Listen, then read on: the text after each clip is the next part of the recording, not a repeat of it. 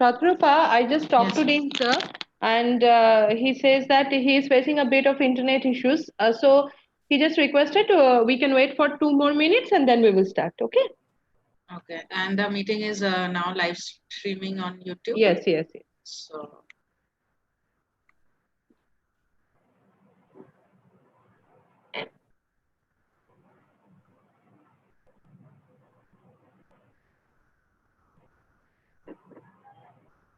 I think we are going to reach the cutoff limit. Now it's 96. and the meeting is now live streaming on YouTube. Yes, yes, now we can start. Okay, sir. I'd like to request Dr. Papia Thara to start the program. Okay, am I audible? Yes. Okay, thank you. I think we are going to reach the cutoff limit. Now it's 96. Yeah. Somebody switched on the, please the YouTube streaming. I'd like to request Dr. Papia Thara to start the program. Yeah, it's actually. Yes.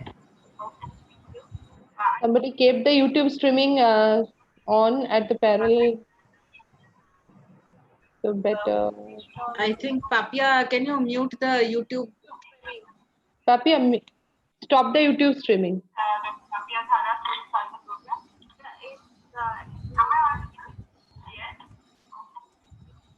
Somebody kept the YouTube streaming on at the parallel. So I request just other than speaker, please keep mute. Papia, stop the YouTube streaming. Already stop, I think. It's not on.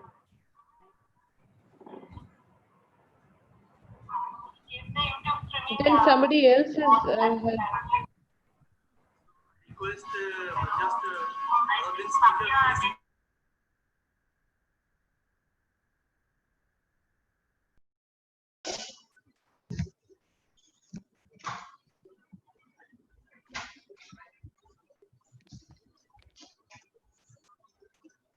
Now unmute yourself, Papia, and then start. Is it okay? I think. Yeah, now it's fine. Okay.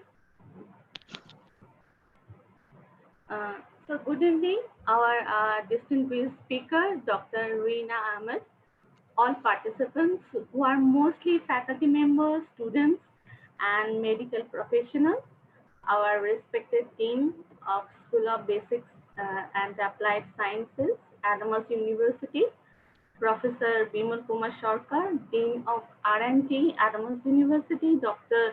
Momita Mukherjee Madam, and HOD.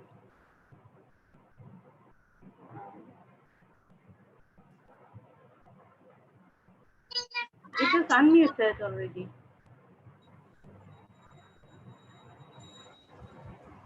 Hello. Hello. So it is over to me. Yes, can you hear me now? Yes, I'm hearing. So, shall we start now? yes, we can. Okay. Am I audible? Yes. Yes, Papia. Okay, I'm Continue. Okay. So good evening, our distinguished speaker, Dr. Reena Ahmed, all participants who are mostly faculty members, students, and medical professionals, our respected Dean of School of Basic and Applied Sciences, Adams University, Professor Bimal Kumar Sarkar, Dean of R&D, Adams University, Dr. Momita Mukherjee Madam, and HOD of Physics, Dr. Momita De, and Dr. Sanjeev Ghosh sir, from Chemistry Department, and who have gathered here today for the webinar organized by Department of Physics, Adams University, on clinical investigation techniques of gastrointestinal disorders.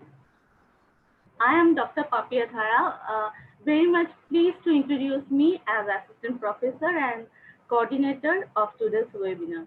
Welcome you all, and thank you for taking the time off to join us in this deliberation.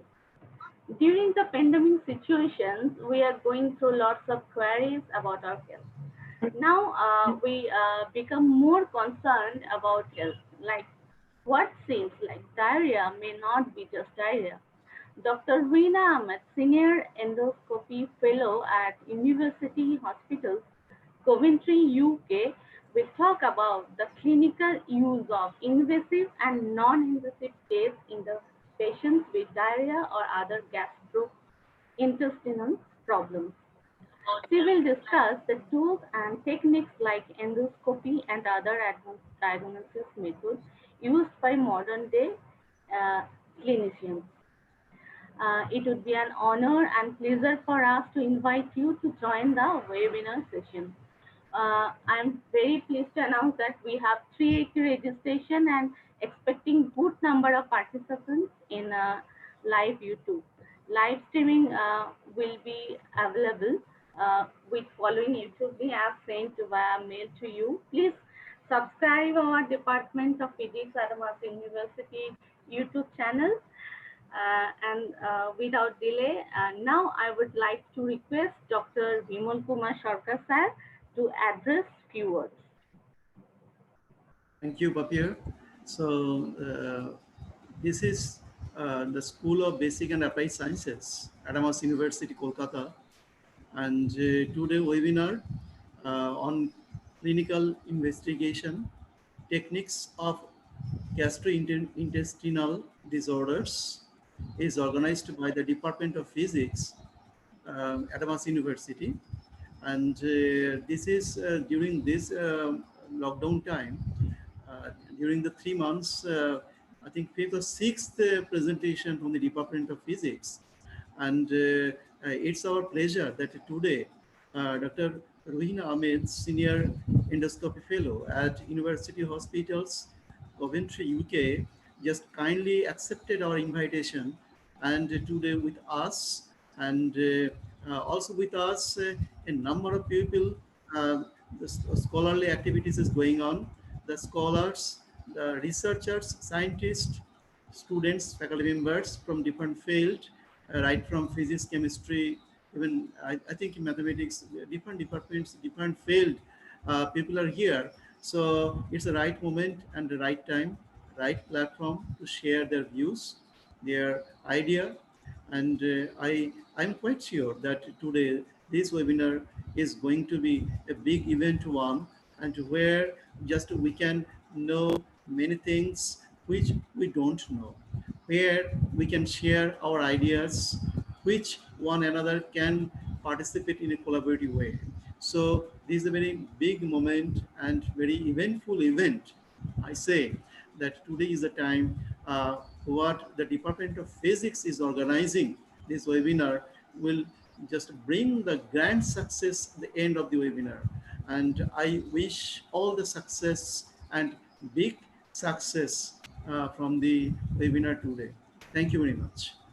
Thank you, sir. Now I will like to request Professor Emeritus Department of Chemistry, Professor Sanjeev Ghosh sir. Sir, please kindly the few words for us. Professor Ghosh, sir, are you hearing me? Can you hear me? Yes, sir. Yes, sir. Please, sir, Okay. continue. Welcome to everybody who is participating in this seminar first, and welcome to physics and thank physics department, head the department Momita, as well as the biomedical faculties, particularly my student, Professor Momita Mukherjee and Papia Dara, all of them. This is nice that this kind of seminar has been arranged in, this is, although properly not in pure physics domain, but this is a domain where we have started a syllabus, I think, Momita, they can elaborate. Because, and I am very much interested in this particular seminar because last year I had some problem. I had to undergo some operation in my intestine. So I am very much interested to talk to him, talk to her, and see what he is going to tell. And I think this will be, as Professor Bimal Sarkar mentioned, immense importance to us, because this is this concerns health, and our speaker, I think, will enlighten us about the techniques and also probably the treatment. So without delay, I thank again the speaker and all the organizers for arranging this seminar. Thank you, and I wish great success for this seminar. Thank you. Thank you very much, sir, for your words. Now, I would like to request Dr. Momita Dey, our HOD, Department Physics, Adams University. Please give your big talk. Thank you very much, Papia. So, first of all, my heartiest gratitude to Dr. Ahmed for being able to come on this platform and for to be able to agree to present in this webinar. And then, as Professor Ghosh rightly said, this is not purely related to the domain of pure physics, but we are happy that we have been able to arrange this webinar because nowadays, research is not confined to a particular subject. Now we are focusing on multidisciplinary subject, interdisciplinary research, and that is why even in our department also, we have started a new program in PG level, which is MSc Tech in Medical Physics and Instrumentation, apart from the usual undergraduate and postgraduate program. So without further delay, I think now we all are eager to listen from Dr. Ahmed, which focuses on a very important aspect of human health. So I'd like to request Dr. Dhara to start the webinar and let's hear from the speaker. Thank you. Yes, we are already very much waiting for a hard talk actually. But before starting, I would like to request our convener, Dr. Shatarupa Bisser.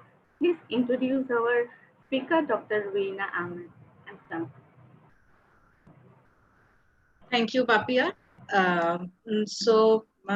Without wasting much time, I would like to welcome our speaker, Dr. Ruhina Ahmed.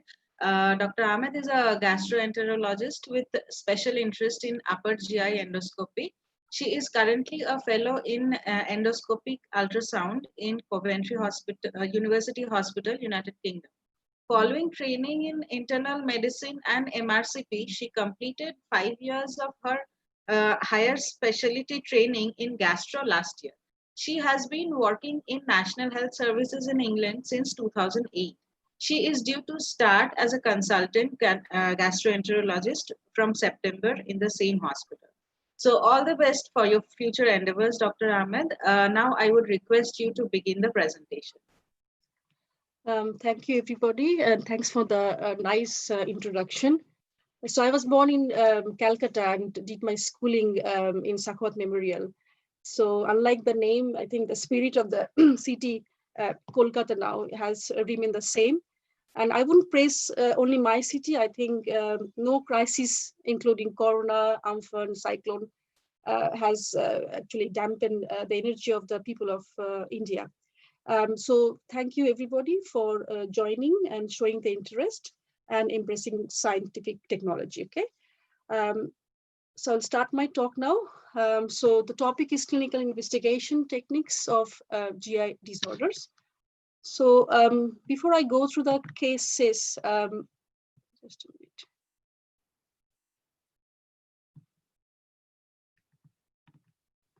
I will go through the basic anatomy of the GI tract.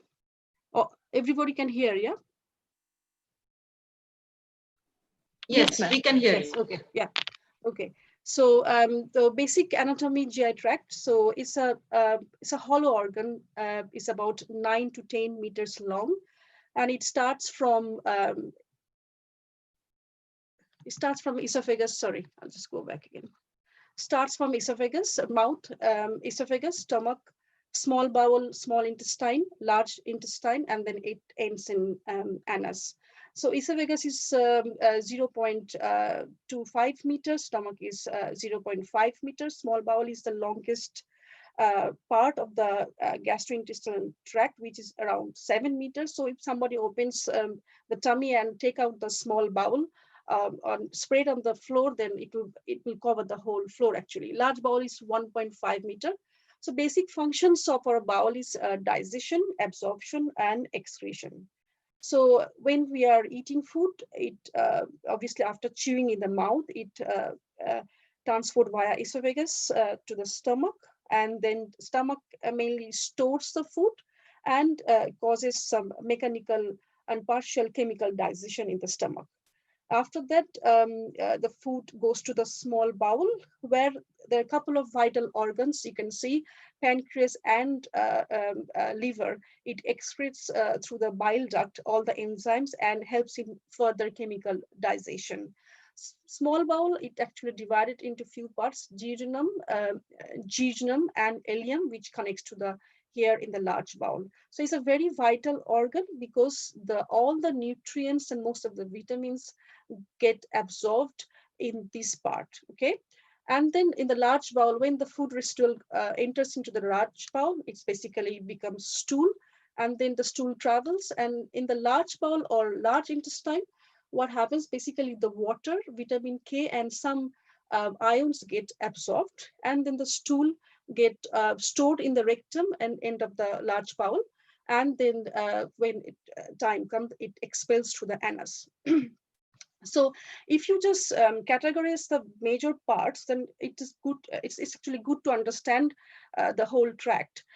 So basically, esophagus, stomach, and the first part of the duodenum, this actually is called upper GI tract. Okay. So if anybody has problem in this structure, they need to go to the upper GI gastroenterologist or upper GI surgeon. Shouldn't go to a breast surgeon to have an opinion. And if somebody has got any problem in liver, pancreas, or in a biliary tract, including gallbladder, hepatopancreatobiliary, this is called hepatopancreatobiliary system, they should go to the relevant specialty, subspecialty doctors. And if somebody has got problem in the lower small bowel intestine and the large bowel, then they should go to the lower GI surgeon or lower GI specialist. Like if somebody has got piles or another problem, they should seek for the lower GI opinion. So just quickly, I will briefly go through the common symptoms or clinical features and diseases. Obviously, GI gastrointestinal is a very, very diverse and very vast, actually, system. Unlike cardiovascular, unlike respiratory, it has, you have seen already, it has involves lots of multiple organs. Cardiovascular involves only heart, and or respiratory only involves lungs. So there are lots of diseases, and I couldn't pick up all the diseases in this today's talk. So when we see a patient, normally we always think about whether the symptoms are acute or chronic. So something is happening very suddenly, we tag them as acute symptoms. If symptoms is persistent for more than 6 weeks, then we tag as chronic. Okay, so are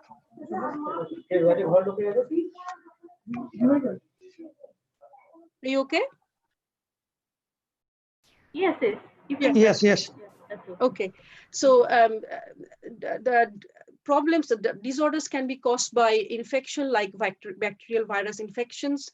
There are some hereditary conditions, genetic condition, like familial polyposis syndrome, where patients get lots of polyps and can develop GI colon cancer. Some GI conditions, as for example, ulcerative colitis, which are caused by the dysregulation of the inflammatory process in our body.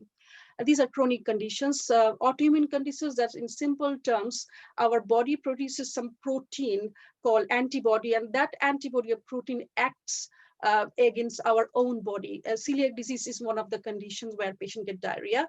Neoplastic, that means growth or tumors that can be benign and cancerous. Ischemic, then when the blood supply of our organ gets blocked or involved, then it's called ischemic changes. Budd-Chiari is a syndrome where major vessels of the liver gets blocked and causes acute liver failure.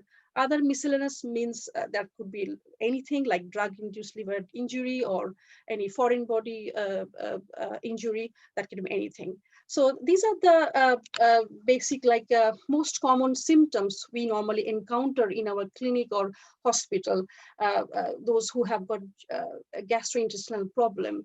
Nausea, vomiting, difficulty in swallowing, which is called dysphagia in our medical term.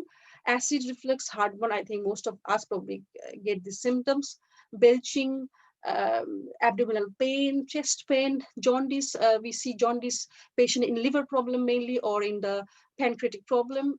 GI bleed means patient can come as an emergency with severe vomiting and passing of blood from the back passage. Diarrhea is very, very common, and there are some systemic features like weight loss, fever, anemia. This can be seen in different system problem as well. So let's go through some of the cases. Uh, so 56-year-old female who basically presented to the GP here in the primary care with dull pain, very mild pain, intermittent acid reflux and heartburn, which normally we term as dyspepsia in our medical profession. So GP started with the PPI, that means omeprazole tablet, anxiety tablets. So she did not improve at all, but she didn't have any worrying symptoms of weight loss. I have just specified this term. I know we all become happy about weight loss, but in our gastrointestinal problem, weight loss is a worrying sign. So she was referred to the gastroenterologist, and then we always, as usual, we love to do endoscopy. We plan for a routine endoscopy. Case 2, it was a bit life-threatening condition. A 49-year-old male who was a heavy smoker. He presented to the A&E emergency department with dizziness, collapse, and a 1-week history of passing melena, which is actually called tarry black stool, like কালো আলকাত্রার মতো পায়খানা হবে আর কি. So this is basically nothing but altered blood which travels through our intestine. So but that means he was passing some blood from his GI tract. Okay, so any department basically initially triaged him. So he was severely anemic.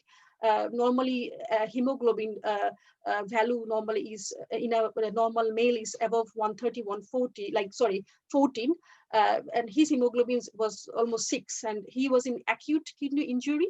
That means anybody who's losing fluid volume from the body in large volume, like in terms of blood loss, or somebody's having massive diarrhea, somebody's having massive vomiting, they then also can present with acute kidney injury or acute kidney failure. In that case, we do the kidney function test, and urea is always high in such patients.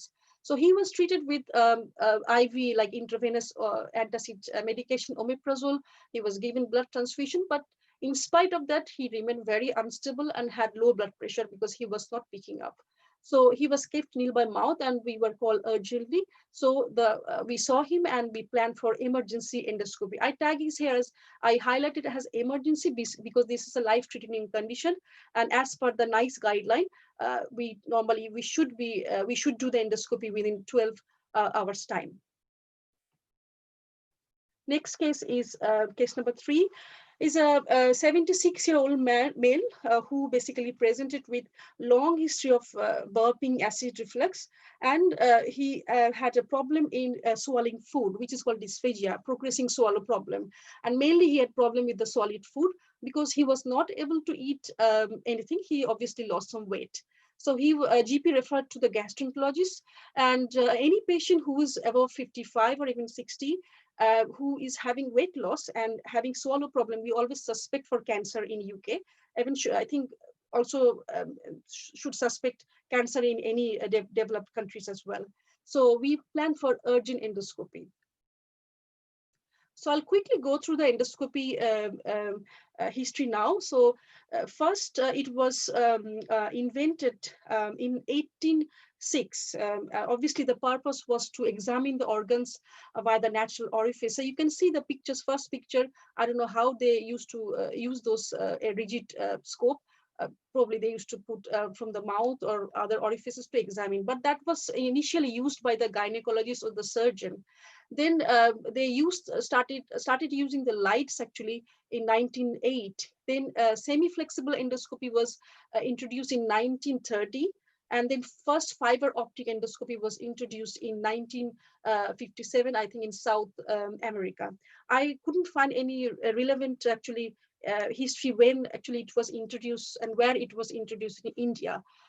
So however, so you can see the picture here, how that things have evolved almost over 100 years. So now two types of endoscopies are available. One is rigid or surgical, mainly the surgeons use those endoscopies. And the other one is flexible endoscopy, where the gastroenterologists use. So the flexible endoscopy, you can see the picture here. So there are three types. One is upper GI endoscopy or gastroscopy. You can see on the picture. Normally we put through the mouth and we examine the stomach and the duodenum, first part of the duodenum, small bowel. And this is colonoscopy, where lower GI endoscopy. Also, if so, we insert by the anus and examine the whole large bowel. Sometimes we also can insert up to the few centimeter of the small bowel. And the respiratory physician, they use bronchoscopy. I don't have any idea about that. So it's a flexible tube, and then it has light and camera at one end, and we can see the images of the body inside, in front of the television on the screen. And before the procedure, normally we do the preparation. And if somebody is coming for gastroscopy, we asked the patient to fast for 4 to 6 hours. And for colonoscopy, we do the bowel preparation. That means patient needs to drink a lot of laxatives for a couple of days, which is a very horrible experience for the patients. Then on the day of the test, we obviously take valid consent and check all the safety measures like blood pressure, blood sugar, and basic things, just to make sure it's a safe procedure. Then, depending on what patient want, we offer sedation. There's a conscious sedation. Normally, we use midazolam and fentanyl here, or pethidine. Patient doesn't get unconscious, but they can be a bit relaxed. Some patients do not prefer, and they can just have it done without sedation. Then we start the actual procedures. So this is a basic endoscopy structure. So if you go through these first images, sorry, I think these things are coming on the back picture. So this is called control head. You can see here, okay? And we have got a flexible shaft here. And this is a maneuver tip, okay?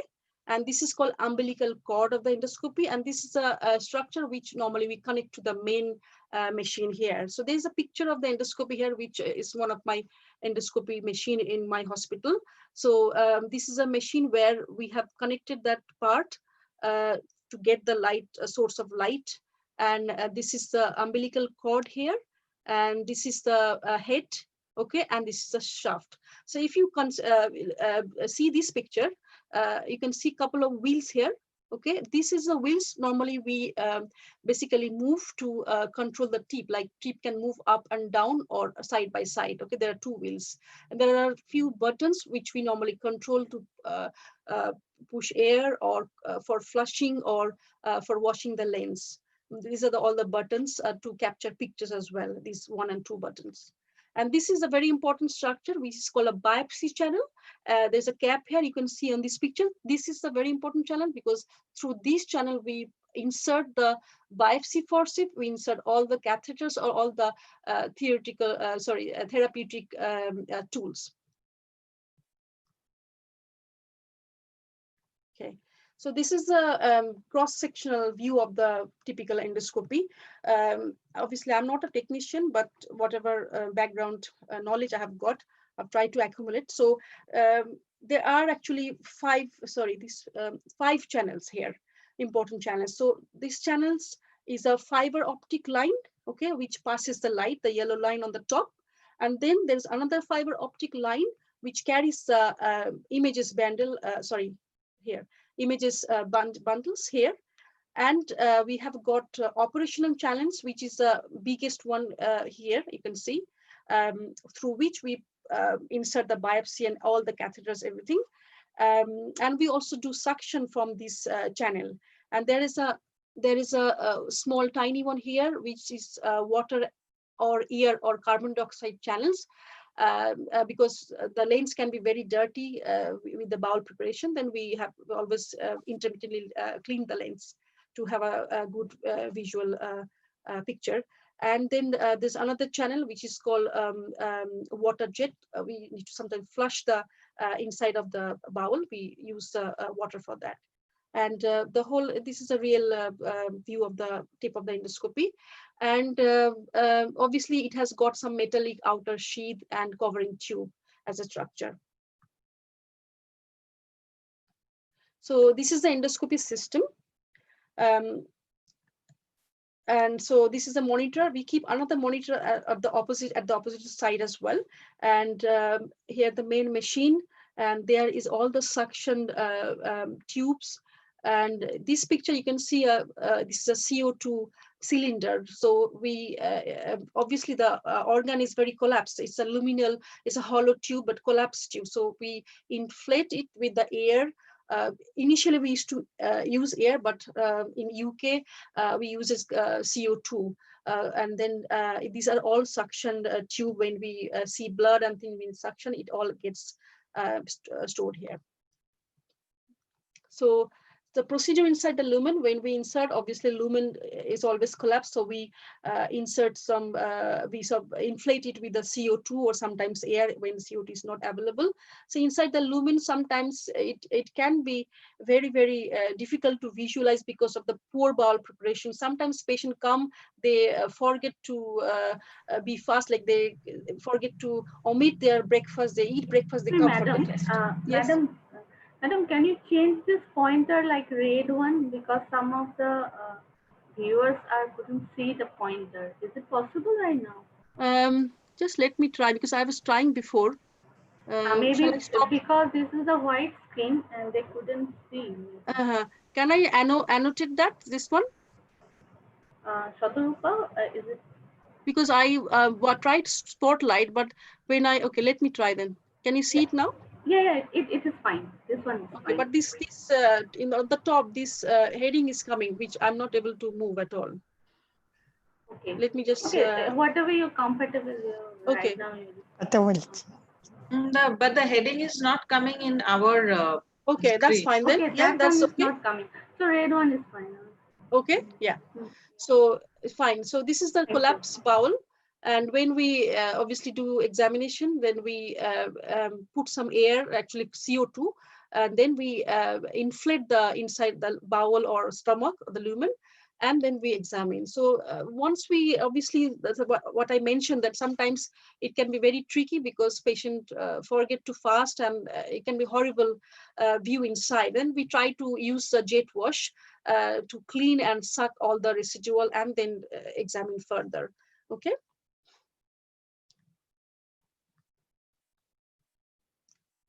So I can't actually go forward with this red thing, so I have to probably cross it.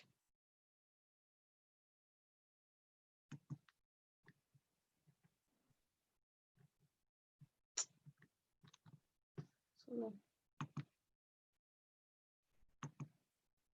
Sorry. Yeah.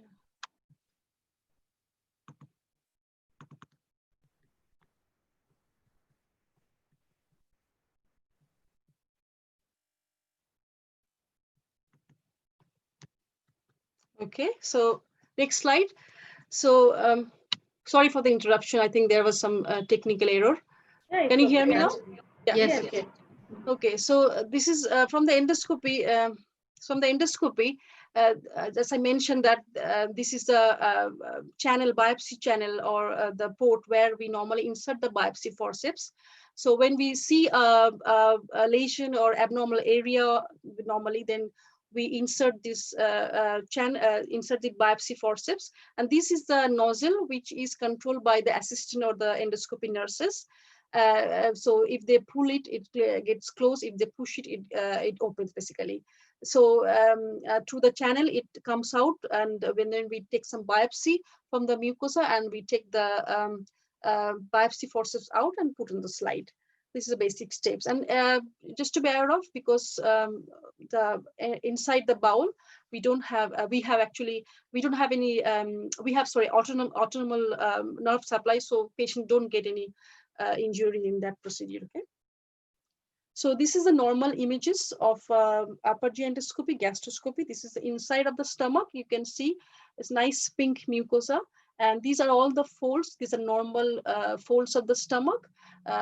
These are called rugae. Okay. And this is the view of inside of a bowel or large bowel, large intestine or colon. And this is the circular folds, which is in which we call conniventus. Okay. So these are normal, all normal. These are all normal blood vessels. So the first, if we go back to the first case, the lady who presented with some dull ache and some heartburn. So she had obviously OGD, which you can compare. This is a normal OGD, normal gastroscopy, normal mucosa of a stomach. But you can see that patients, she had lots of red dots. That's lots of inflammation. It's called gastritis. So she had gastritis. So we took a biopsy for a test, which is a basically rapid test, which is called CLO test, to detect a bacterial infection called H. pylori infection. So it's just like a rapid pregnancy test. So we if it becomes red, that means positive. If it's negative, it basically turns yellow. So the second patient who presented as emergency with a massive bleed, if you remember, so he also had an endoscopy test like that, and we found a bleeding ulcers inside the duodenum, the first part of the small bowel. So obviously we have to stop the bleeding by some therapeutic options.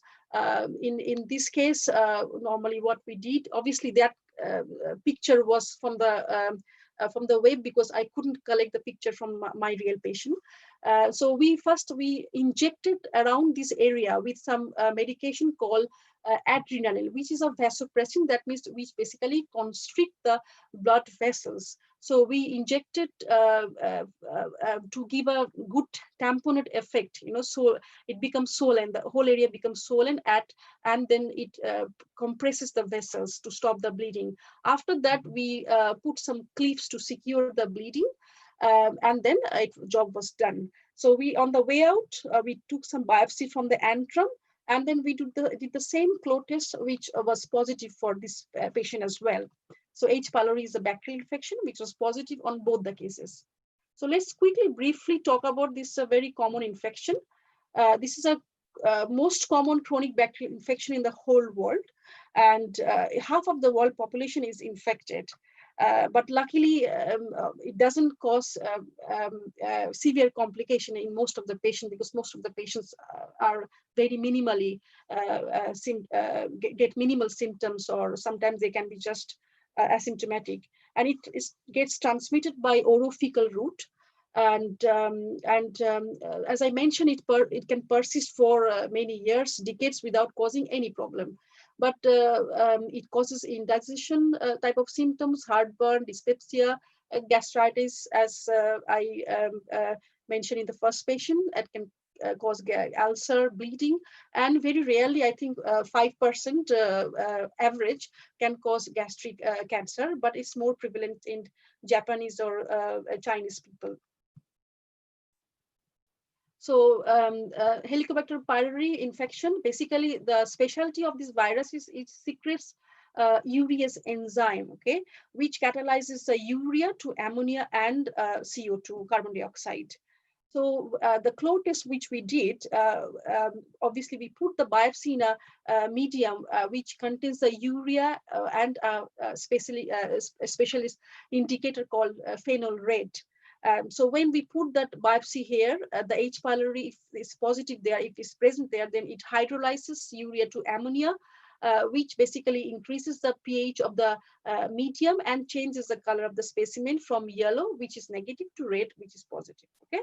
And there are some other non-invasive tests normally we do, which is called stool antigen. We check the antigen protein of the virus, and breath test, which is non-invasive test and mostly performed by the primary care before they refer to the gastroenterologist. And treatment is omeprazole, like PPI, proton pump inhibitor, omeprazole, lansoprazole, pantoprazole. These are the medications which called PPI, proton pump inhibitor. And we give combination of the antibiotics. In UK, first line is amoxicillin and clarithromycin for 7 days to 14 days. I think in India, people uses antibiotic a lot, so they becomes resistant. So they use it, tinidazole. So the third patient, if you remember, who was a 76-year-old who presented with difficult in swallowing food, he was a bit naughty patient. Anyways, he pulled the endoscopy on the first attempt. And then we had to arrange for barium swallow to assess first. The barium swallow is basically a chemical which patients swallow it. And at the same time, we capture the images by doing a plain fluoroscopy X-ray. So, so after that, then he was found to have a stricture like that in the esophagus or the food pipe. And then ultimately we had called him to pursue him, actually beg him to come for another endoscopy again. So the endoscopy was done, which detect a stricture in the esophagus, and then we did a biopsy because we were worrying about the cancer, but it wasn't a cancer. We ruled out cancer, so it was a benign, basically stricture, which was caused by a severe acid reflux from his stomach. And so he was started treatment with omeprazole antacid tablets as well. So what we did with him is some therapeutic treatment, which is called balloon dilatation. So it's the same technique as we use the same port to insert the biopsy forceps. So this is a deflated balloon catheter. So we insert it we normally insert through this channel. And when it's at the level of the stricture, we inflate the balloon to dilate the stricture. And after procedures, we take it out. And this, the end of the catheter is attached to a basically pump where the assistant or the nurses, they create some pressure to inflate the balloon. And so, so the stricture normally, benign stricture, it was like keyhole. Then after dilatation, normally we dilate the lumen here. So next, I will go to the bit lower GI problem because we have discussed few cases on the upper GI problem. So 56-year-old female who had few months history of diarrhea. She was opening her bowel 3 to 5 times per day and had urgency, incontinence, not able to hold her poo. And then what she described as very embarrassing for her. So obviously diarrhea. So we investigated, like we did some normal blood test. Just to mention here, also we always check thyroid function test in diarrhea patient because hyperthyroidism, hyperactive thyroid problem can cause diarrhea. And we also check the TTG, which is a celiac test for the celiac disease, because those patients can present with diarrhea. Everything was normal. We did stool culture sensitivity to rule out infective causes, which was fine. Then we check stool elastase, which is an enzyme which is secreted by the pancreas. And if somebody has got any pancreatic problem, they have got exocrine function, and their stool elastase can be low, and it can present as diarrhea. We check inflammatory markers in the stool, which is called stool calprotectin, which can be raised in inflammatory condition like ulcerative colitis, Crohn's disease, or even in cancer or any acute infection.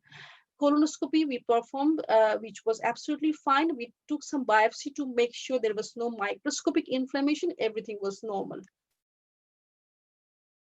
So we obviously diagnosed her initially as diarrhea predominant irritable bowel syndrome, which is a, I would say in simple terms, with hypersensitive bowel, okay? This is a totally a sort of symptomatic, they get symptomatic management. So we started with some anti-diarrheal treatment, which is called loperamide, which decreases peristalsis of the bowel and increases the anal sphincter tone, and helps in controlling the diarrhea. Then we followed her up in 4 months' time. So she initially had improvement in the symptoms for a few weeks probably, but then basically she increased the dose, but she didn't have any sustained result. She had further worsening of diarrhea. Then we did perform a test, which is called CCAT in short form, selenium homocholic acid taurine test. So I will obviously discuss in details in following slides. The test was positive, and she was diagnosed at a condition called bile acid malabsorption. Any questions so far? We will ask. There is Okay, actually all right, okay, many questions, so we are okay, trying to, after that's fine. finishing, we will ask. Okay, thank you. All right. Okay. So bile acid malabsorption is a very it's an underdiagnosed, I would say, under-recognized cause of chronic diarrhea in patients, and prevalence is we normally is 4 to 5% in the whole cohort of patients. It's basically dysregulation of the enterohepatic cycling of the bile acid. It doesn't cause any major complication actually. It's a very benign condition, but you can imagine if somebody is going opening bowel, going to toilet for more than 5 times. Even I have some patients who they open bowel like more than 10 times with this condition. So obviously it is associated with reduced quality of life. That's why it is important to diagnose this condition. Um, so just going back to the pathophysiology of the problem. So what happens? The liver is a vital organ to synthesize the bile acid, and it comes out of the liver and gets stored in the gallbladder. Okay, so when we eat food, the food comes into the small bowel, duodenum, where the bile ducts open into the duodenum here. Okay, and the bile acid actually hydrolyzes the fat in our food. So when everything comes in the small bowel, what happened? All the extra bile acids, it get reabsorbed from the ileum, which is the end part of the small bowel, and it goes back to the special venous system to the liver again. So it's like recycling of the bile acid. So when something happens in this cycle, then the bile acid doesn't get reabsorbed, and then extra bile acid comes with the poo, comes in the large bowel and causes diarrhea. Okay, so when excessive levels of bile acid comes into the large bowel, it basically it altered the water transport, sodium transport in the large bowel. It irritates the large bowel, basically lining of the mucosa, lining of the colon, and also induces some mucus secretion, and it basically causes massive diarrhea. So so need to know what are the reasons for these conditions. So as I mentioned, if anything happens in this cycle, as for example, if somebody has got problem in this structure, maybe if the small bowel terminal end of the small bowel or this part gets chopped up by any surgical problem, then it cannot be reabsorbed from this for this um, um, from this part, and they can have this condition, and which normally is called type 1 bile acid malabsorption. This is the commonest cause. 61% patients can have be due to this problem. In some patients, we don't find any anatomical reasons. This is called idiopathic primary. And in type 3, when something happens in this hepatopancreatobiliary part, like if somebody's gallbladder is out because of the cholecystectomy, or something happens in the duodenum, like it get damaged, then they can develop type 3 bile acid malabsorption. So just to mention here, metformin, which is a very widely commonly used drugs for diabetes, they can causes excessive bile acid synthesis from the liver, and that's why they sometimes you'll see lots of patients who takes metformin, they can have diarrhea. Okay, so what is CCAT test? This is a simple things. It's basically radio pharmaceutical test. Okay, and we measure basically how much bile we are retaining in our body. So it's not, I don't think in India or Calcutta it is performed, but even in USA they don't perform. It's available in 12 European countries and in Canada. So in basic steps, there's a capsule which the patients swallow, which contains some synthetic bile acid called tyrosylcholic acid and some radioactive tracer selenium. Okay, and we use the scan contains gamma camera to capture those radiation in the form of imaging. So this is the capsule which looks like, and this is a scan for the CCAT test. So it involves 2 scans, 1 week apart. So patients obviously is asked to be nil by mouth at least for 4 hours, then swallow the capsule in the first appointment. Then we do the initial scan, and it gives us the initial count that how much patient is retaining the bile. And after 1 week, we do the second scan. Then we again we count the retained activity, and then we express as a percentage. So you can imagine if absorption is very less, so most of the biles are secreted through the large bowel. That means if somebody is retaining the bile less than 50%, that means patient has got bile acid malabsorption or abnormality. And then we categorize into severe, moderate, or mild further. So for the treatment, we give bile acid sequestrants or bile acid binders. These are the 3 name of the medication. Mostly we use the cholestyramine, which is a very horrible medication to drink and very unpleasant in taste. But it's very effective, and there's no such side effect apart from constipation, but they can sometimes alter the reduce the absorption of the other medication. So always we tell the patient to take at least give a good 2 to 4 hours gap in between 2 medications. There can be argument that why we need to do this test. In UK, normally it costs around altogether, by including calling the patient or using the beds and everything, it costs about £200. I think, but having said that, some old consultant, they don't perform the test, they just straight away give the treatment to the patient. But talking to some patient, like young patient, if somebody has got developing these symptoms or problem from very young age, you can imagine that you're asking a patient to drink this horrible stuff for lifelong. So they sometimes the patient just want to have the diagnosis. If somebody will ask me, I wouldn't probably take the medication unless I know what is happening with me. So basically, this is the argument on having this test. Okay, I think we have finished the cases now.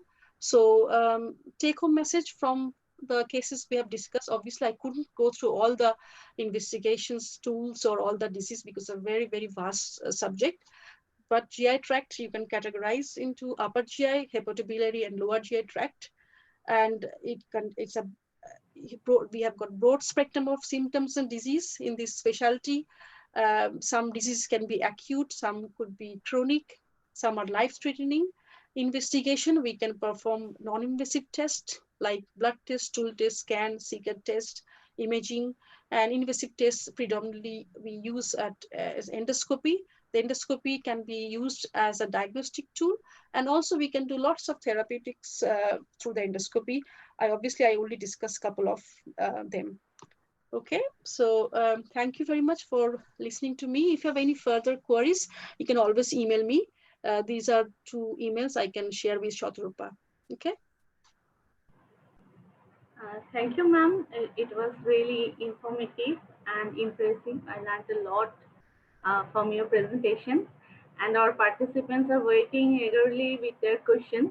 So can I ask you, ma'am, one by one? Yes. Yeah. First question is very interesting. It's maybe the common problem. So it is from the Dr. Arpan Manna, Adamas University, Department of Chemistry. He's asking that how to cure constipation when colonoscopy does not find any problem. Sorry, can you just repeat again? So can I repeat? Yes. That's how to treat constipation. How to cure constipation when colonoscopy does not find any problem. Okay, so I think it's very important to know why. Obviously, colonoscopy, we do lots of tests. Like we try to first of all find out whether any pathology is causing the constipation, like colonoscopy to rule out whether it's any blockage or tumor causing constipation. Certain blood tests, like we check thyroid function tests because underactive or hypothyroidism cause constipation. But I think main causes of the constipation is the the food habit of the patient. Okay, so there are lots of, I don't think so we can complete the problem of constipation in a few words actually. I take normally, when we see a young patient, like, a new patient, we take at least good 20 minutes to explain about all these things. But the food habit is very important. So suppose somebody is passing hard stool, rock hard stool, we ask really very open questions to the patient. uh, that means hard stool, that means patient is not drinking enough liquid, that's why making hard stool. So dietary changes is very important. The certain foods normally we train to suggest is a low FODMAP diet. Um, and the other factors like anatomy of the particular person. Okay, so if somebody has got a very long colon, okay, in certain group of patient I've seen very long group of colon, so it takes a while of the stool to pass through the long colon. In that case, it can cause constipation. So we have to obviously and female group of patient, they can have problem in passing the stool because of the pelvic structure of the female. If somebody had previous pelvic surgery, especially the female, they can have problem. And we ask so many open question whether you try to manual evacuation or things like that. Then we recommend for pelvic exercise, and we refer to the colorectal nurses. But for common people who doesn't have any severe pathology, first of all, a regulation of our dietary modification is very important. Plenty of water, plenty of salads, plenty of fruits. And then if it not being controlled with a dietary modification, then you have to trying with laxatives. So we start with one laxative. If it doesn't control, then we add on combination of laxative, either stimulant or isabgol or osmotic laxatives. Okay, thank Yeah, you. Puppy I has a think it's question. okay. It's a good. So can I go for the next one, Yeah, can I madam? have a question? Oh, sir.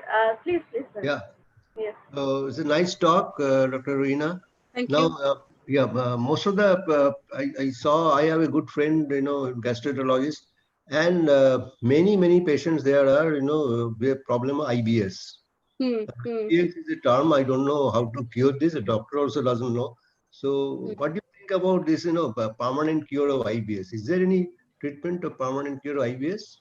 No, there is no So they, permanent cure of they just IBS. This sometimes is give us what is called, crema diet, that is a good type of things, or, some probiotic like Econorm or something and something. But it doesn't help many hmm. patients. I would say these cohort of patients are the most difficult patient to treat actually from my gastroenterology point of view. But normally we become very frank actually, because these they don't have any actual bowel pathology, but their bowel is very hypersensitive basically. And we have there is a brain and gut axis which exist actually, and even with the very small distension or any kind of food, they can have pain actually. So but what I normally say to the patient, tell the patient, see, we cannot cure these things, there's nothing to cure, but we can only minimize the symptoms. And that is again dietary modification. There are some food which normally the symptoms of this group of patient is either constipation or diarrhea, abdominal pain, and and bloating. Okay, these are the main symptoms. So we try to refer to the patients of dietitian so that they can have alter the diet to something which will produce less methane or less gas production of the food. Okay, and then we try symptomatic with basically painkiller like buscopan is one of the very good drugs, and peppermint oil, something called mevaverine. Then for diarrhea we try with codeine or loperamide. And that's it. Probiotic, yeah, some patients benefit, but this is a problem with the IBS patient. It can be triggered by stress and others problem. So after they get better, symptoms get better for 2 to 3 months or few weeks, and then again it recurs back. This is a problem. So I think Few doctors suggest that there's some kind of exercise, some yoga, BAM or something. yeah, yeah, I think Is okay. physical exercise is always good anyways. If you lose weight and get a healthy diet, it helps. It helps a lot. Yeah, I would recommend if somebody wants to have pursue exercise, it helps a lot. Okay, thank And you. one more thing that this is about the endoscopy or colonoscopy. Is Yeah. there any, these days, people are using fiber optics and all this. So this is very invasive. There is any non-invasive kind of endoscopy is possible or colonoscopy? See the test, we have to, first of all, we here in UK we offer uh, everything. First of all, when we counsel a patient, discuss the investigation options, we tell that but endoscopy is the best test. Like if you want to see the inside the bowel or inside the stomach, you want to see the lumen properly, the mucosa properly, and endoscopy is the option where you can take the biopsy for the diagnosis, which is a gold standard of the investigation. But if somebody cannot, very worried, scared, young patients, they can be very, you can offer a CT scan. Or suppose somebody is very elderly, like we have a patient who was almost 85, had COPD, with very severe chest problem. I didn't want to bring him for the endoscopy this in a COVID situation, so I sent him for the CT scan. If the CT scan picked up something, then we normally call them back to have endoscopy. So but CT sensitivity is better in the colonoscopy or endoscopy test, because you're directly visualizing and you can take the biopsy directly. Yeah. And I just want to inform you one thing that I had last year, some operation. It's a very peculiar disease and very rare disease. Suddenly I got pain after taking my Sorry. Adams University, and doctor identified it after a CT scan. It is called Meckel's diverticulum, Okay. which which usually happens in the Young. Yeah. not in the elderly age, but I Mm. got this, and say, so is there anything, this kind of thing can happen suddenly? Then Yeah, what it can people do? happen suddenly. Yeah, it can happen. You had bleeding or pain, very pain, severe pain. Epidural, severe pain. Yeah. It can present. It can present. So you had operation. They have taken out. Right. Yeah. Okay. Thank you. Thank you. Thank you, madam. We have lots of question actually. Next one is from Sayantika Banerjee. Mm-hmm. Her question is: It's not interesting carbon dioxide inside the body damaging for the cells? Does it have any effect on intestinal tract? No, it's quite safe actually. It's quite safe. It doesn't. Otherwise, it wouldn't have used in endoscopy. Okay. Second question from her. Does the metallic clips used to treat bleeding duodenal ulcer, did they cause any side effect due to the body innate immunity? I can't. Sorry. Can you repeat the question again, because Yes. your voice was breaking? Okay. The metallic clips used to treat bleeding duodenal ulcer, Yeah. Yeah. did they cause any side effects due to the body's innate immunity? No. It doesn't cause any immunity, because I don't think so. I have seen anybody in my life or heard actually that somebody has got any hypersensitivity to metallic clips. To be honest, so people have got problem in latex, so gloves. When we use the gloves, we take all this history. Metallic clips, they are basically, they stay there for hardly few days or maximum couple of weeks, and that it after it's secured, like when you put the clip, basically it heals up the ulcer, heals up the opening there slowly, and that it gets fibrous in area, and the clips basically they fall off, and then they normally goes out with the poo, goes out with the stomach, from the small bowel, large bowel. It doesn't stay there. um, yeah, so there's no as such, never, I never read anything on the literature that has caused any Okay, problem. okay, thank you. I Another didn't. question, Sorry. another question from Omritendu Ganguly is asking that can Helicobacter induce severe peptic ulcer? Yes, the second case was that the second case I presented. It caused peptic ulcer. So it causes gastritis, inflammation, and it causes peptic ulcer as well. So it's a very interesting thing. Probably, maybe I can give another talk later on. So this Helicobacter pylori, it can affect very mildly throughout the stomach. Okay, that's called pan-gastritis normally. Okay, and it's in certain group of cohort of patient that basically causes ulcer in the mainly in the duodenum and the antral part, like end of the stomach. And treatment is same, like, we normally tend to give um, combination of antibiotics, high dose of antacid tablets, and then we continue the antacid tablets for another at least 4 to 6 weeks. um, um, yeah. Okay, thank you. Another question from Nikhil's Kumar Dil. He is asking that stricture esophagus is caused due to what? Sorry, caused due to what? Yes. Okay, so in that my patient, stricture can be due to so many reasons. It can be due to benign reasons.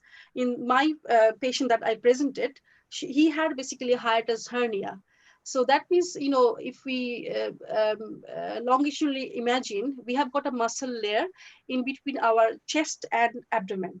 Okay, and we have got a holes which is called diaphragm. Through the diaphragm, the esophagus continues as in the stomach. Okay, so what happened in certain group of patient, that can be again triggered by increased pressure in the abdomen. That can be weight, severe weight. If somebody pulls lots of weight, then they can have this condition. Or anyway, so what happens in that condition, hiatus hernia, the part of the stomach goes above that hernia, that opening, and the patient gets lots of acid exposure into the esophagus. Um, in that condition, so the end of the esophagus, as it gets exposed to the lots of acid, eventually they gets inflamed, they get fibrosed, and then the stricture can occur there. But this is the benign condition which is called peptic stricture. But in other conditions, like patient can have tumor, cancer, they can have cause stricture even after operation of the tumor, after the anastomosis, when the surgeon joins the two end of the like esophagus and stomach, that can cause stricture, which is a very common actually findings we get.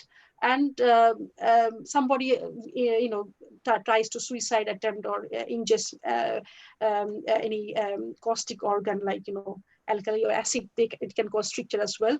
And if somebody is getting treatment for cancer in the chest, like lung cancer, getting radiation, the radiation and can also cause chronic inflammation and eventually fibrosis and stricture. And there is another condition I must actually mention here. This is called eosinophilic esophagitis. This is a very sort of typical. We get typical questions on MRCP. A typical young patient, male patient, comes with progressive problem in swallowing. They get lots of eosinophil gets deposit in the lining of the esophagus, and it causes lots of inflammation, and that can also present as a swallowing problem. It gets diagnosed with a biopsy, and sometimes if somebody has got a very big tumor in the lung that can compress the esophagus from outside, which is called extrinsic compression, that can cause stricture as well. Yeah, I think these are the conditions. Okay, thank you. Yeah. Another question, actually, he is asking for some suggestion. Choinika Roy, Yeah, he's saying that I have PCOD. I have seen. Uh, she is saying that I have PCOD, PCOD. I don't know, maybe this is some medical term. Sorry, can you And repeat again? I have got. I have PCOD, PCOD. Yes, it is PCOD, polycystic ovary syndrome. Oh, Okay. sorry, polycystic PCOS. Okay. Sorry, I was not able to hear. Yeah, PCOS. Yeah. So she is doing exercise, eating the don't eat junk food, oily, but is facing trouble. So can you suggest for her something? it is not my area of actually, not my area, because it's managed by gynecologist. I think because normally prescribe metformin. I think metformin is one of the treatment, but I think you have to consult gynecologist for that. If it's a very big, that might need surgery, but gynecologist will be able to advise on that, I'm afraid. Yeah. Sorry. Okay, it's okay. Another question from Asma Jan. What are the causes of acidity whenever food is taken? Even by water, acidity occurs. Isn't by? By water, acidity occurs. No, water shouldn't cause acidity. Basically, when acidity is basically, we have got cells in the our stomach, okay, and this acid is secreted to digest the food actually, okay. Uh, so in some condition, like I mentioned, that Helicobacter pylori, it can sometimes increases the acid secretion in the bottom, in the end of the stomach. And the thing is, in certain condition, even like we are normally, all of us are producing acid every day, every time, okay. But the problem is how depends on the patient who are hypersensitive to that acid reflex. So in certain group of patient, that acid can go up to the esophagus without any pathological problem, and they can have that feeling of a heartburn or acid reflex. And that when we do endoscopy, we see that esophagus is inflamed in lots of ulcers or things. Then we know that patient is having lots of exposure to the acid. Then we treat that condition with antacid tablets. We always give like alter the dose, we increase the dose, we use lots of combination. If in spite of that, if the patient doesn't get improved, then we refer to the upper GI surgeon for the anti-reflex surgery. They basically put a wrap to inhibit the reflex. This is one thing. In some patient, when we do endoscopy, we don't find anything. Okay, that means patient is not having any visible acid reflux, no evidence of acid reflux, but patient can still have symptoms of acid reflux. This is a very difficult, it's a type of IBS, okay, actually. So this we tag as hypersensitive esophagus. And those group of patients, they don't get benefit with any acid suppression medication. We normally give medication here. We normally treat with something called amitriptyline, which normally we use in the as antidepressant drugs here. But that has showed good evidence in minimize the symptoms on those group of patients. And in the other patient who is having severe acid reflux due to H. pylori or just causing problem in the stomach, causing inflammation in the stomach, we normally give them high dose of PPI, high dose of omeprazole. But having said that, smoking, alcohol ingestion, these are the sedentary lifestyle. These can cause, these are associated with severe acid reflux anyway. So data has showed that. Okay, thank you. Another question from Sukhendu Bera. He's asking that, can colon cancer be caused by any carcinogenic effect, or is it due to spontaneous mutations? Carcinogenic means is a cancer is colon cancer can be, there is so many factors, there are quite a few factors that can be associated. One is family history or hereditary factors, as I mentioned in one of the condition, familial polyposis, FAP, familial polyposis. Then if somebody has got ulcerative colitis or Crohn's disease, then they have got more prevalence of getting cancer compared to the normal population. And also nowadays the one thing is coming up which is called gut microns. Okay, so all these socio-economic, not economic, social and dietary factors, they contribute in developing the cancer. So we cannot trigger one point, but so the cohort of patients who develop polyps, and the polyps, if the polyps are high risk category polyps, then they can eventually develop into cancer. Okay, thank you. Another question from Amit Bush.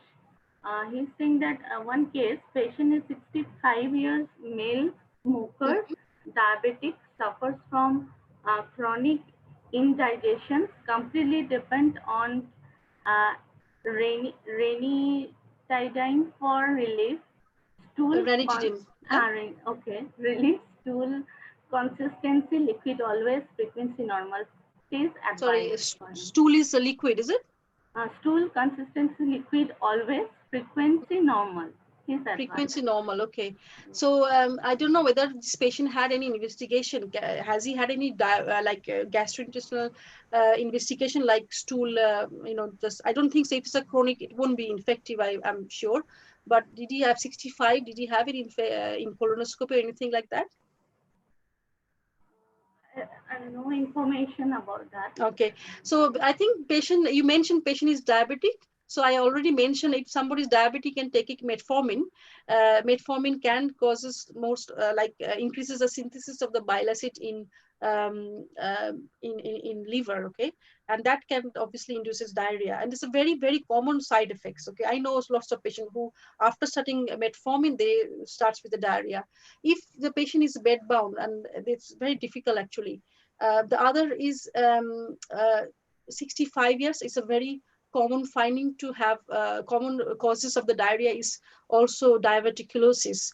It's basically I would say in simple term aging of the bowel, like wrinkles of the bowel wall. So you get lots of pockets in the bowel wall, and the stool gets impacted, and when they open the bowel, they get overflow and it causes diarrhea. So I assume that without even seeing the patient or without doing colonoscopy, that could be the very well recognized causes of diarrhea. Maybe patient is on metformin and maybe he has got some diverticulosis. But if it's a chronic, I don't think it needs to worry about, but it's always good to have a check. Okay.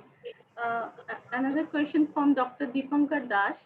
How a colon targeted oral drug delivery system work in the GI tract? I couldn't understand the question. Can you repeat again? How colon targeted oral drug delivery system work in the GI tract? Can you repeat again? Yes, sure.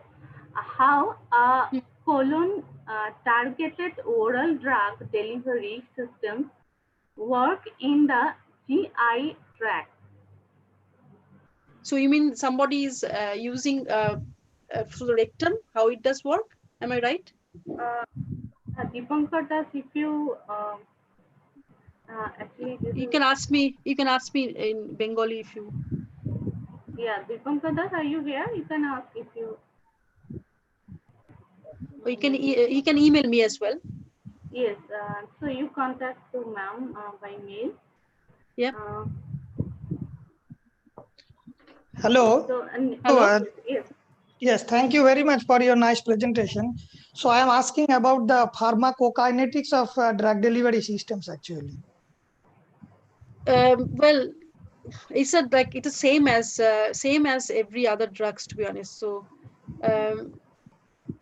when you are eating, like when you're having a medication, so it gets basically absorbed by the blood vessels, and that's it. Yeah. Actually, I am working in biopolymer for drug delivery matrix.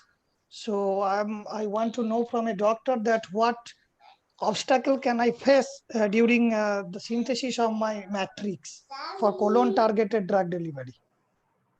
I don't have any idea about that actually. If you can email me, I might have to have a look and contact you. Okay, thank you very much. Yeah. Sorry about that. Thank you, ma'am. Another question from our convener, Shatarupa Vishwas, that what was the effect of COVID lockdown situation on chronic and acute patients? That is really relevant for this situation. I think in UK, I would say obviously we had a very massive wave of this infection, but we were lucky in a way because we have a regulatory body controlling the NHS actually. And in terms of acute patient, when the obviously now our instances are getting better, but incidents are getting better, but maybe I don't know whether second wave will come or not. But when in the March, end of March, April time, it was a very severe peak. We in acute patient, obviously we carried on with the emergency services. Like I scope myself a COVID patient positive who came with severe GI bleed. We have to do that because we have to save the patient's life there and then. But for all the chronic patients who we have, we are still doing the same process. We are assessing the risk of the each and individual patients. Like for endoscopy, we have categorized them into P1, P2, P3 in our trust. Okay, so P1 patient, that means patient needs to have endoscopy no matter what, like they have got a big cancer that needs to be cured or somebody's bleeding. P1 patient. P2 patient, they need a urgent endoscopy, but they can wait for maybe a few weeks. And if somebody suppose has got very high risk, like somebody's has got a very bad chest, has got COPD, somebody is on chemotherapy for cancer, or somebody is immunosuppression for any chronic condition, suppose he's on steroid, but endoscopy is not emergency urgent, then we have obviously vetted them out. And P3 is of all the patients who have got suppose IBS type of symptoms, no worrying features in terms of gastrointestinal problem, then we are still actually, we have did not resume their request yet. So they are still in the pending. So you can imagine like over 3 months, we have accumulated so many patients who are still waiting for the investigation. And our department, we provide the endoscopy services to detect the cancer. So we're expecting there will be lots of piles of work waiting for us in the future. So mainly risk assessment, and after that we have categorized those patients. Okay, thank you. And one very interesting question from Saurabh Mitra, biomedical engineer, Tata Medical Center, Kolkata. He is asking that if capsule endoscopy can be an alternative of the typical type of invasive endoscopy or colonoscopy in this COVID-19 pandemic situation. See, so we have to see why we are doing the test. So capsule endoscopy normally we recommend for a patient who has got anemia, features of chronic anemia, but we did the top end like gastroscopy with the bottom end from colonoscopy and we didn't find anything. So capsule endoscopy is a very good test to detect any lesion in the small bowel, okay? But because it passes very quickly from the esophagus in the stomach. So if you want to have a diagnosis of anything, then you can have actually imaging, like CT scan is a better option than having a capsule endoscopy. In that case, I wouldn't say that capsule endoscopy is an alternate tools for investigation for GI, upper GI, lower GI tract. It is still, I would say, we are still using for the small bowel problem where we know the chronic problem is going on. We couldn't find anything too small ulcer in the small bowel or small lymphoma causing bleed or something like that. Then we will go for a capsule endoscopy. Okay, thank you very much. One another question I want to ask from our viewer of YouTube, Shomudi Ghosh is asking, to what extent and how is the nausea related to excessive acid reflux in stomach? Also heard in a program that common cough and cold can sometimes result from excessive acid reflux in stomach. Is it so? So the second question, I will answer it first. So common cold, it can't, like it's a common, I don't know how, depends on how you're describing the symptoms actually. If somebody has got severe acid reflux, If you're lying in the night, like you're sleeping in the night, you can get up with a cough symptoms, but you cannot have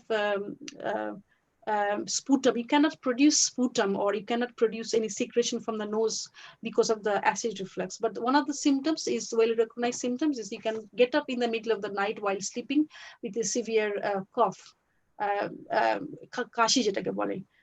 That is one of the symptoms if you get any acid reflux. And sorry, what was the first question? That whether a patient can have nausea or not? Yes. Nausea, I wouldn't say that nausea would necessarily will caused by the severe acid reflux directly. If nausea pathophysiology is quite different, okay? So you can just have to think if you are eating a food and the food is stuck in the stomach. Stomach is a storage bag of our GI tract, okay? After eating the food, first of all, depends on what food you're eating. It gets stored in the stomach. Then after a few minutes, when it's a mechanical digestion finishes, then it goes to the small bowel for further absorption, okay? In that process, if a food stays in the stomach for more than usual time, then you get the feeling of nausea, okay? This is the pathophysiology of feeling nausea.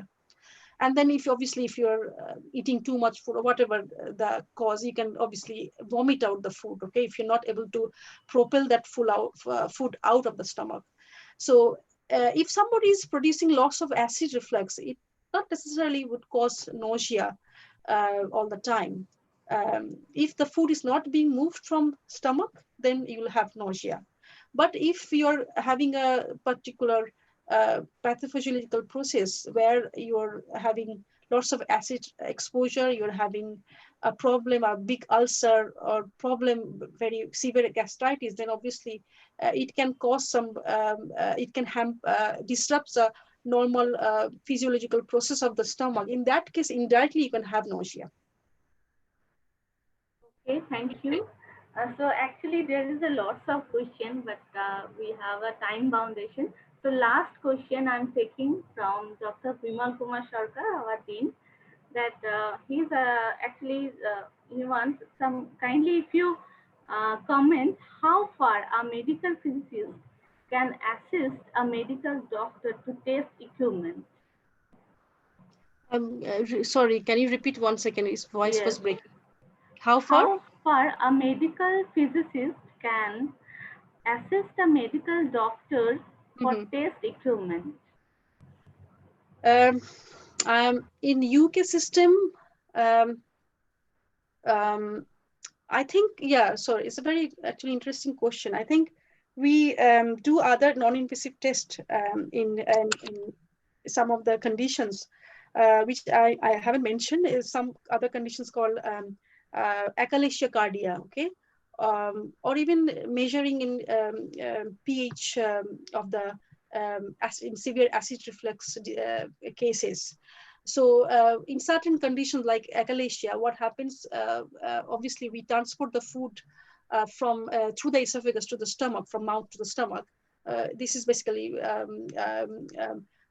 it propels the food out. And this is a, in this condition, this muscle of the esophagus, it gets discoordinated. And in that case, patient can have problem in swallowing food. And we actually do few non-invasive, semi-non-invasive tests. We measured what's the pressure of the esophagus, and we measure the pressure of the sphincter, top end of the sphincter of the esophagus, lower end of the esophagus. So these are some tests normally I know performed by this department. So if somebody is interested, probably the person is to explore. But yeah, these things happen. I think the candidates from your field, probably they also probably work in the radio nuclear department as well. I think so. So yeah, in investigations, I think they play a very vital role, especially in gastroenterology department. These are the tests normally performed by, I think, this type of this department. Okay, thank you very much. It was a long question answer session, but you, I'm really appreciate you that you have that patience that you answer everything. Thank you very much. Now I will request all the participants that kindly write your questions on the feedback form, whatever we will send, and send it to us. I hope Ruina madam will be kind enough to answer them by that feedback form. So please excuse us for this moment. And now I will request our Dean Madam, Dr. Momita Mukherjee. Please kindly share your thought or view, your experience on this webinar. Please, ma'am. Thank you, Papia. And I must say that it's an excellent talk.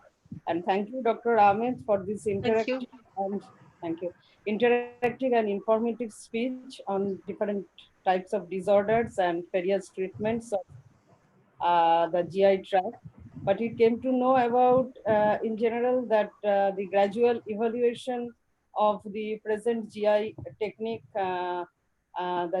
different GI treatment techniques, and how it was in the earlier days, and what are the features of present endoscopy technique. And also, we are thankful to the invention of fiber optics technology that we use very much in imaging of GI tract, and we get visual pictures from there and we analyze based on that. Now, through your speech, what we came to know that the procedure of biopsy that taken from the mucosa, and that is also interesting fact to know.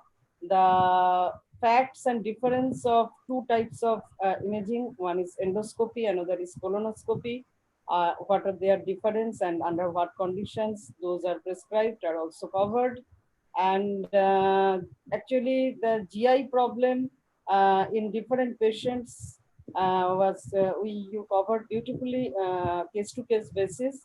The comparison was done based on the corresponding GI tract imaging and the symptoms that you mentioned and correlated with the test result. Now, thyroid problem is another issue that is closely attached with the GI problems that you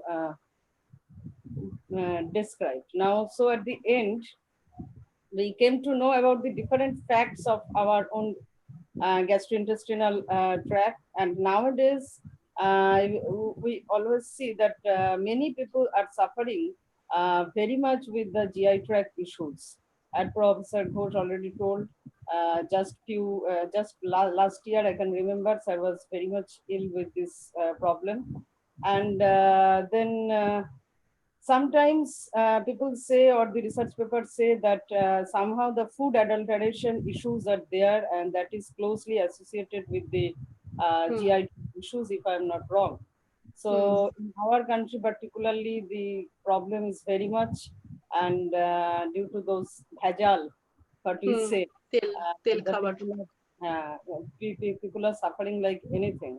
So in this situation, this type of talk is very much helpful for us. We are really grateful to you for your time and speech. Thank you, madam.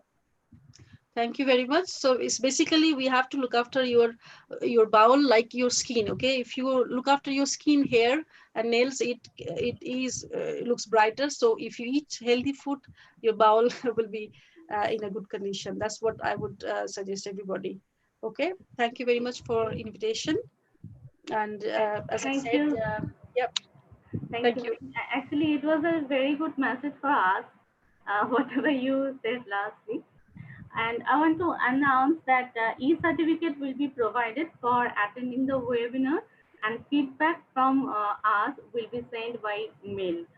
And finally, I would like to request our convener, Dr. Shatarupa Vishal, whose great effort make this webinar happen.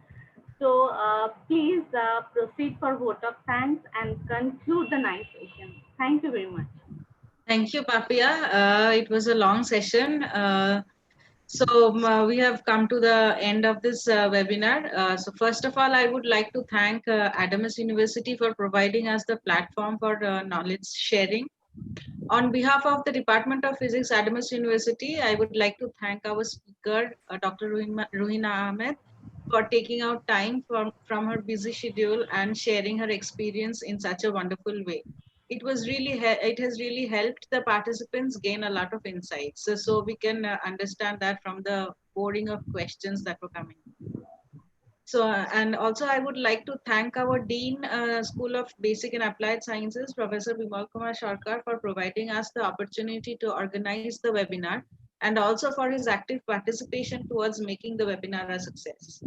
I would also like to thank our HOD, Dr. Momita De, for her constant support and encouragement towards organizing this webinar and various other constructive events. I would like to thank Dr. Momita Mukherjee for her review and her insights, and all the other faculty members of our department for their active participation. I thank all the participants without whose presence the webinar would have not been so successful. We nearly had 300 participants joining us today. So thank you, all of you. Um, Finally, I would like to thank Dr. Papia Dhara, who was the coordinator for today's webinar. Without her support, we wouldn't have organized it properly. It was a real pleasure organizing this webinar. I hope all of you have enjoyed and gathered a lot of information. We would be organizing many more such events. So the next one is on 25th July.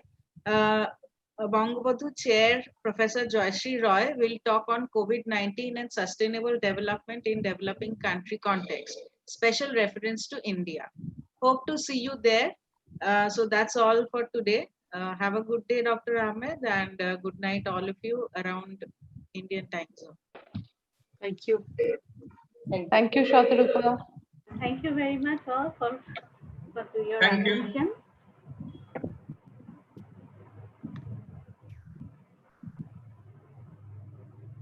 Thank you one and all. Sir, Bimal Kumar Sharkar sir, if you want to tell anything at the Yeah. last. Oh, sorry. Just I get just unmuted now. Yeah. Last of all, this, Dr. Satru Viswas, she told a lot of things and given thanks to everybody. But I think she deserved a great thanks from our Yes. end also. Yes, yes. That she has organized a nice way this seminar, this webinar. So, Thank you, sir. Dr. Sadhuva, you have done a very big lot of things. Thank you very much. Thank you. Thank you. Thank you so much, sir, for sending link. Thank you. Thank you so much. Really. Yeah. Shall I now end the session? Yes. Okay. Okay. Thank you.